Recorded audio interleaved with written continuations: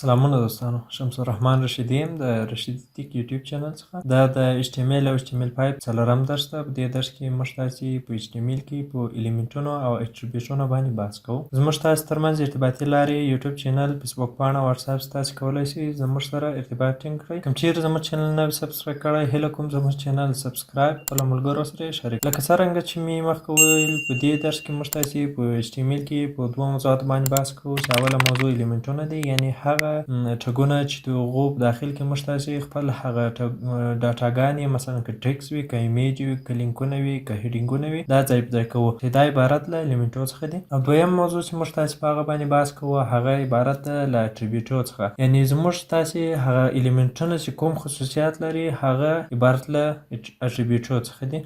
مثلا که چیرې موږ تاسې یو لینک شدو، د هغه لپاره له هایپر لینک ریفرنس څخه کار اخلو، یا هم که یو ایمیج ټګ ولرو یا د ایمیج الیمنټ ولرو، دې په داخل کې موږ هغه ته یو ادرس ورکوو چې هغه ایمیج موږ ته راواخله. د هغه لپاره موږ تاسې د سورس اټریبیوټ څخه کار اخلو. همداشان که یو تصویر لرو، تصویر هم د خپل ځان لپاره ویت او هیت لري. تصویر خپله د IMG د الیمنټ په واسطه باندې راخیستل کیږي، خو دا خپله تصویر بیرته سور او اوږدوالی لري چې د دې د JPG کولو یا د مشخص کولو لپاره د ویت او هیت اټریبیوټونو څخه کار اخلو. راځو W3 سکول سایټ ته چې په هغه کې موږ تاسې دا په مکمل ډول ووینو. الیمنټونه لکه څنګه چې مې مخته ویل، هغه ټګونه چې د هغو په داخل کې موږ تاسې خپلې ډاټاګانې، ایمیجونه، ټکسونه JPG کوو. هر الیمنټ خپل د ځان د شروع ټګ او د پای ټګ لري. د شروع ټګ به د دوو د کوچني او د لوی قوسونو ترمنځ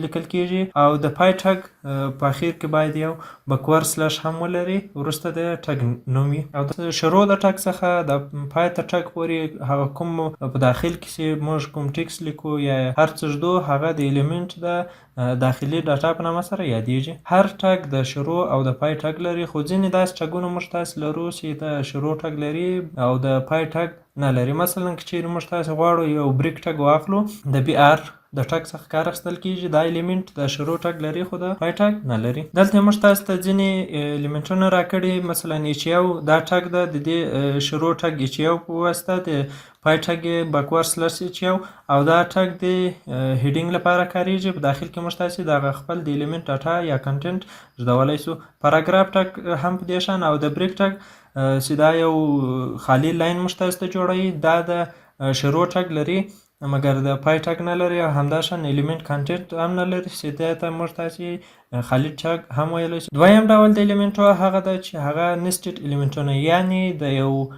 الیمنټ په داخل کې موږ تاسې نور الیمنټونه ولرو. مثلا په دې ځای کې موږ تاسې د HTML یو الیمنټ لرو. د HTML الیمنټ په خپل ځان کې دوه دانې نور الیمنټونه لري چې هغه عبارت دي د باډي څخه، او همداشان کولی شو لکه په تېر درس کې موږ تاسې ویل د هیډ الیمنټونه هم داخل کړو.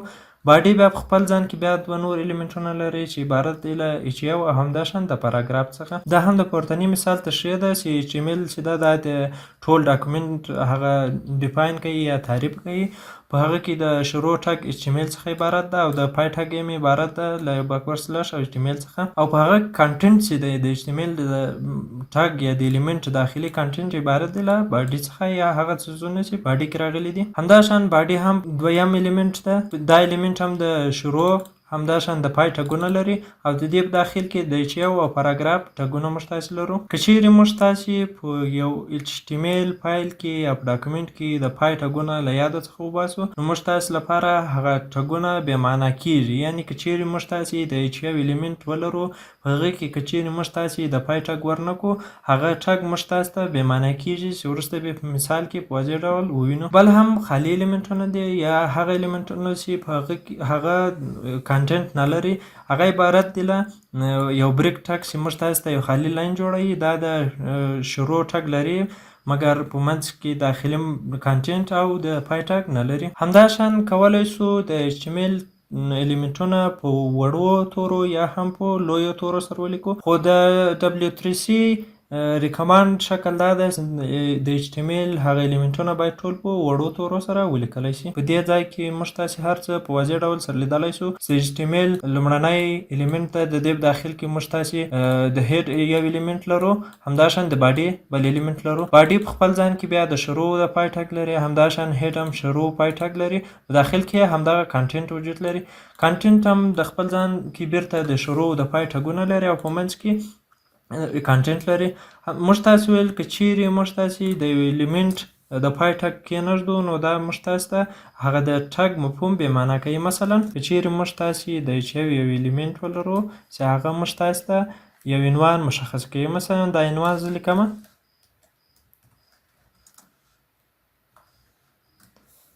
اوس موږ تاسې وینو هغه څه چې د یو الیمنټ په داخل کې لیکل شوي هغه موږ ته د یو عنوان په شکل سره ښکاره کېږي. که چیرې موږ تاسې د د پای ټاګ ورنکړو، موږ تاسې ته دغه راتلونکی کوم ټاګ چې ده یا راتلونکی کوم الیمنټ چې ده دا بې معنا کېږي او ټول په دغه یو الیمنټ یا یو ټاګ کې شاملېږي. مثلا که چیرې زه دا پاک کړم، نتیجه یې دې شکل چې تاسې وینئ. همداشان یو بل الیمنټ چې موږ تاسې وویل چې هغه پای ټاګ نه لري او کوم محتویات نه لري، هغه د BR ټاګ و چې موږ تاسې څنګه کولی شو یو خالي لاین جوړ کړو. مثلا دلته غواړم BR ټاګ څخه استفاده وکړم. موږ تاسې ته دلته خالي لاین جوړ شو، دا کوم د پای ټاګ هم نه لري. که چیرې موږ تاسې دا څو واره تکرار کړو،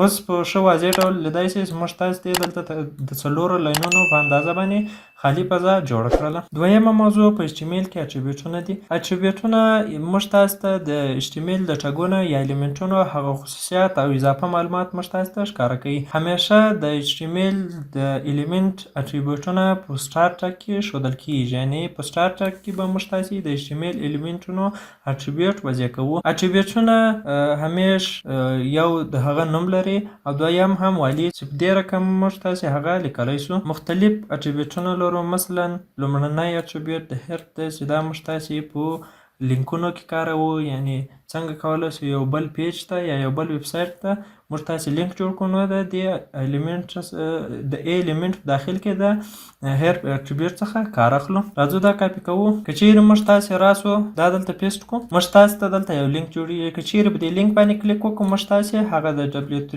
سکول سایټ ته بیایي. دغه د هیر اټریبیوټ چې ده دا د الیمنټ په داخل کې موږ تاسې په سټارټ ټاګ کې کارولی ده. همداشان د SRC اټریبیوټ لرو چې دا په تصویرونو کې د هغوی د ادرس د ټاکلو لپاره موږ تاسې کارولی شو. راځو د دې مثال ګورو. یو ایمیج الیمنټ اخلو، د ایمیج الیمنټ په داخل کې موږ تاسې باید د SRC اټریبیوټ څخه کار واخلو.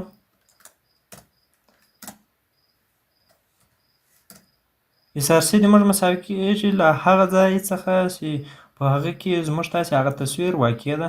نو زه په هغه فولډر کې چې هغه تېره ورځ هم جوړ کړی و د عملي کار لپاره یو تصویر لرم د لوګو ډاټ PNG په نوم باندې. اوس که چیرې راسو دا وګورو،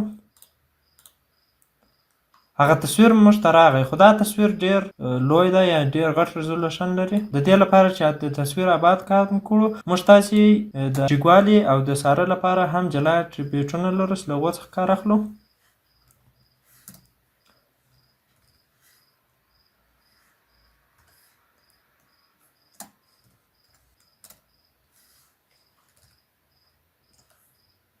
اوس موږ تاسې ته هغه د تصویر سایز کم شو. اوس که چیرې راسو بیرته دا 100% کړو، موږ تاسې ته تصویر په کم حجم باندې ښکاره کېږي چې دا هم د ایمیج د الیمنټ یو اټریبیوټونه ولو. همداشان د الټ اټریبیوټ دا هغه وخت کارېږي کله چې موږ تاسې د تصویر په ټک کې تصویر له لاسه ورکړو یا تصویر ونه لرو، نو موږ تاسې ته هغه الټ یو ټکس ښکاره کېږي. که چیرې مثلا موږ تاسې تصویر له لاسه ورکړو یا تصویر هم په ویب پیج کې اپلوډ نه شي، نو د هغه په ځای باندې موږ ته یو ټکس ښکاره کېږي. مثلا لیکمه لوګو. اوس خو تصویر لرو. که چیرې مثلا تصویر زه بدل کم، تصویر لوګو یې کم، د هغه په ځای موږ تاسې ته هغه ټکس ښکاره کېږي. بل اټریبیوټ د سټایل په نامه سره ده چې په پاراګرافونو او عنوانونو کې کارولی شو. د دې لپاره چې یو پاراګراف ولیکو، د هغه رنګ ورته تغیر کړو، نو د سټایل د اټریبیوټ څخه کار اخیستلی شو. مثلا غواړم د دغه پاراګراف هغه رنګ ورته تغیر کړم. اوس وینو چې د دې پاراګراف دغه رنګ چې ده دا په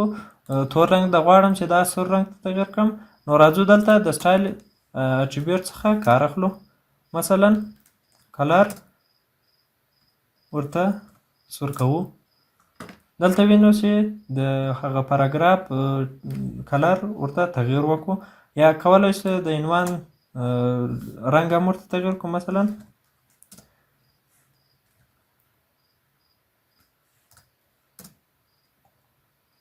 مثلا په دې شکل باندې تاسو وینئ چې تغیر یې وکړو.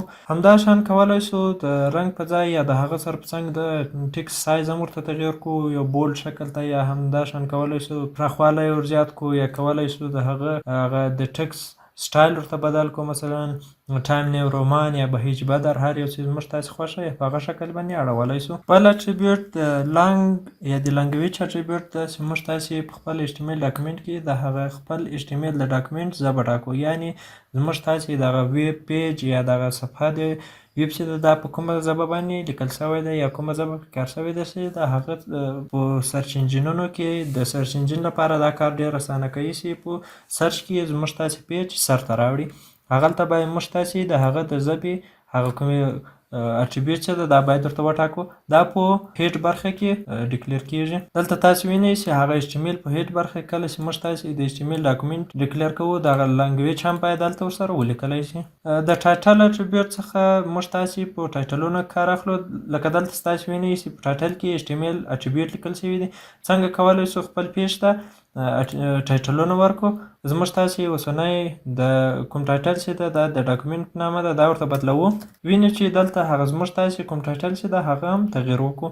که دا ځینې ایسته کړو، وینو چې ټایټل هم تغیر وکړو. د اټریبیوټونو لیکل هم باید په وړو تورو سره، یعنې کولی شو په اپر کیس باندې هم ولیکو، خو ریکمانډ د W3C په لخوا دا ده چې دا باید په وړو تورو سره ولیکلی شي. یوه موضوع چې ډېر باید موږ تاسې پام وکړو، هغه په لینکونو کې د کوټیشن لیکل دي چې باید حتما هغه کوټیشن ولیکو. که چیرې کوټیشن ونه لیکو، په اکثریتو براوزرو کې موږ تاسې هغه خپل هدف ته نه رسېږو یا هدف ته موږ تاسې نشو کولی ځان ورسوو. نو په دې درس کې موږ تاسې په د HTML په الیمنټو همداشان د هغه په اټریبیوټو باندې بحث وکړو چې کوم الیمنټونه لرو، همداشان کوم اټریبیوټونه لرو چې ځینې یې دلته ده. په خلاص ډول موږ تاسې ته لیکلي چې د الټو ډیسیبل و، د هایپرټیکس ریفرنس لپاره و، ID ده چې وروسته پرې بحث وکړو، په سټایل باندې بحث وکړو، ټایټل او سورس باندې. په راتلونکي درس کې موږ تاسې په دوو نورو موضوعاتو چې د HTML هیډینګونه او د هغوی پاراګرافونه او د هغوی ډولونه دي چې په هغه باندې به بحث وکړو. کوم چیرې زموږ ویډیو خوښه شوې، زموږ چینل سبسکرایب، خپل نظرونه او غوښتنې کولی شئ په کمنټو کې راته پرېږدئ. مننه.